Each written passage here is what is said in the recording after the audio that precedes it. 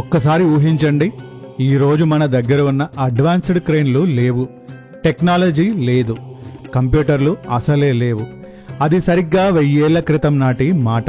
కానీ ఆ సమయంలోనే ప్రపంచం నివ్వెరపోయే ఒక అద్భుతం మన భారతదేశంలో ఆవిష్కృతమైంది.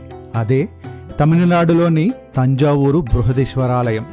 చరిత్ర పుటల్లోకి వెళితే రాజరాజ చోళుని విజన్, మన భారతీయ ఇంజనీరింగ్ ప్రతిభకు నిలువెత్తు సాక్ష్యం ఈ గుడి.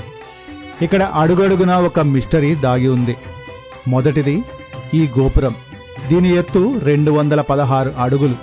దీని శిఖరంపై ఉన్న కుంభం బరువు అక్షరాల 80 టన్నులు. అవును, మీరు విన్నది నిజమే. 80 టన్నులు ఏకశిలారాయిని 1000 సంవత్సరాల క్రితం 216 అడుగులు ఎత్తుకు ఎలా ఎత్తారు? అది ఇప్పటికీ అంతుచిక్కని ప్రశ్నే. ఇక రెండోది నీడలేని గోపురం. మండుటెండలో మధ్యాహ్నం సమయంలో ఈ ప్రధాన గోపురం నీడ భూమిపై పడదంటారు.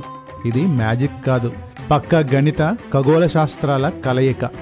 అలాగే గుడి ఆవరణలో ఉన్న 20 టన్నుల భారీ ఏకశిలానంది విగ్రహం ఒకెత్తైతే, అసలు ఈ గుడి కట్టడానికి వాడిన గ్రానైట్ రాయి ఈ చుట్టుపక్కల 60 కిలోమీటర్ల వరకు ఎక్కడా దొరకదు.